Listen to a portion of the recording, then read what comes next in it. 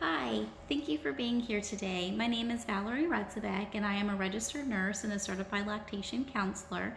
And today I want to talk with you about the importance of taking a childbirth education class. So if I say Lamaze or childbirth education, what might come to mind? Maybe breathing? Well, childbirth education is so much more than that. You already know how to breathe, right? So childbirth has changed over the past century, and evidence shows that there are 6 healthy birth practices that can help facilitate a positive, healthier childbirth experience. You also have the right to be involved in your care and to be able to make decisions by informed choice.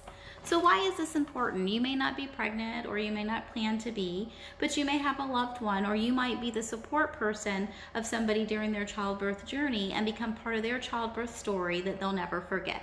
So today I want to talk with you just a brief overview of childbirth over the past century, touch on those 6 healthy birth practices, and give you information on evidence-based care and informed choice. Well, childbirth is nothing new. It's been happening since pretty much the beginning of time, right?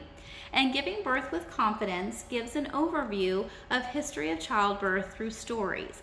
So if you were to ask your mom, your grandma, or maybe even your great-grandmother their childbirth story, they're probably all different. So let's take a quick brief look over that. So in the 1900s, childbirth typically occurred at home, usually with a midwife or a physician coming into the home.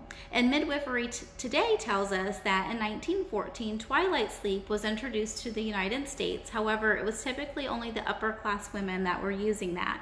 But by the 1930s, actually by 1938, all deliveries in the hospital were used with twilight sleep. So it might be your grandma or your great-grandma. If they tell you that they had gone into the hospital, they woke up and they had a baby, they probably had twilight sleep. Then in the 1950s, women were laboring by themselves. So the father of the baby and family members were in the waiting room. Mom would have to deliver alone, and sometimes she didn't even get to see the baby for hours. Baby's usually whisked away to the nursery. By the 1960s, 97% of all births were happening in the hospital. But something pretty amazing happened in the 1960s, and Marjorie Carmel and Elizabeth Bing founded Lamaze International. Carmel had written a book called Thank You, Dr. Lamaze, after learning relaxation and breathing techniques by Dr. Frederic Lamaze in Paris, France in the 1950s during her childbirth experience. So in the 1980s and 1990s, childbirth classes were pretty popular, but by the early 2000s, attendance started to fall. Listening to mothers surveyed women, and they found that 50% of women in 2013 stated that their labors were induced, which meant they were medical interventions were used to start their labor. And the CDC reports that in 2019, the U.S. C-section rate was 31.9%. Birth is a precious time, and everybody has a different birth journey, but there are 6 healthy birth practices that can help you through this childbirth. So I'm going to give you just a brief overview, but when you take a childbirth education class, they're going to go into great detail on each of these steps.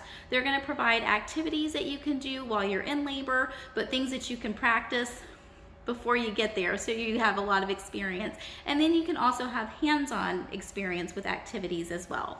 So birth practice number 1 is let labor begin on its own. So a full-term pregnancy is 40 weeks, and I know a lot of times by about 38 weeks women are tired of being pregnant, but remember, baby's still growing, lungs are still maturing. A lot's happening in those last couple weeks. But when labor is induced, it becomes a medical event, and that can then interfere with some of the other healthy birth practices. Healthy birth practice number 2 is move around or change positions. So imagine if you have back pain, but the only place you're allowed to sleep is on your back. You want to be able to move around. You might find that rocking is helpful, walking is helpful, getting on your hands and knees. This can also help facilitate baby moving down in the canal, into the birth canal or into the pelvis when you're able to move around.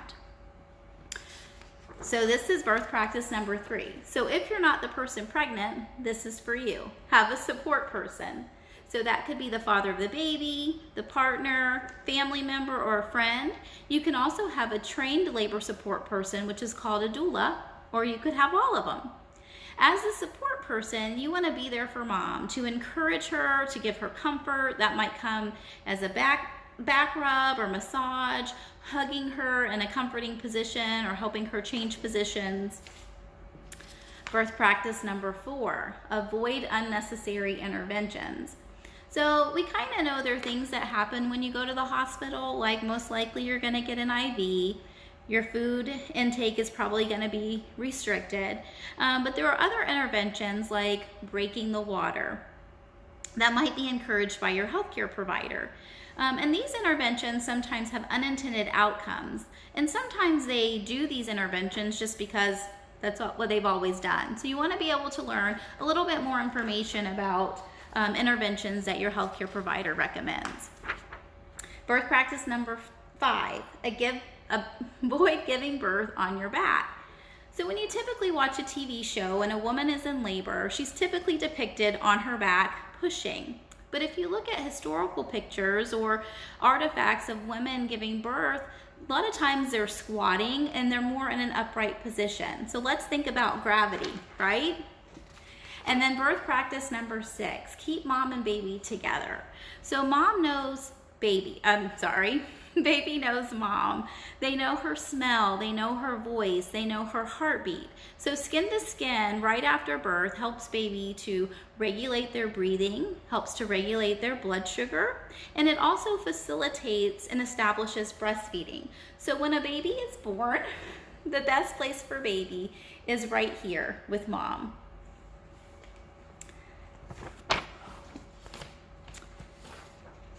Now, there are some times that you may not have control over these 6 healthy birth practices, maybe 1 or 2 of them, that you can't control.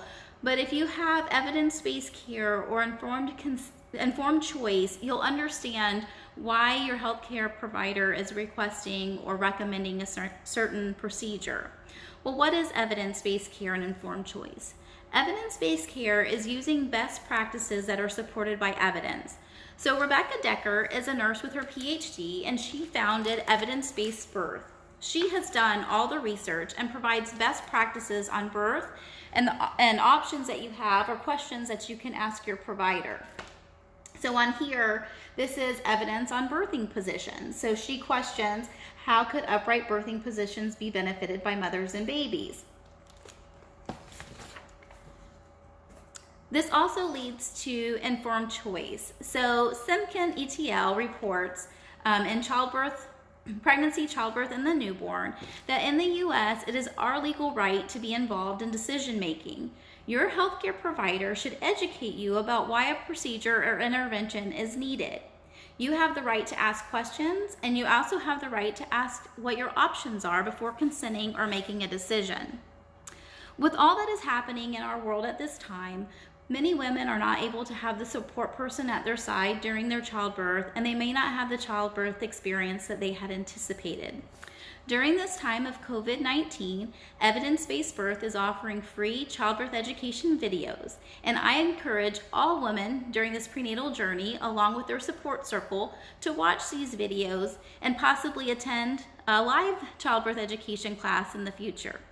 I want to close with the title of Rebecca Decker's book just because it really kind of puts things like, So her title is Babies Are Not Pizza. They are born, not delivered. Thank you for joining me today. Bye-bye.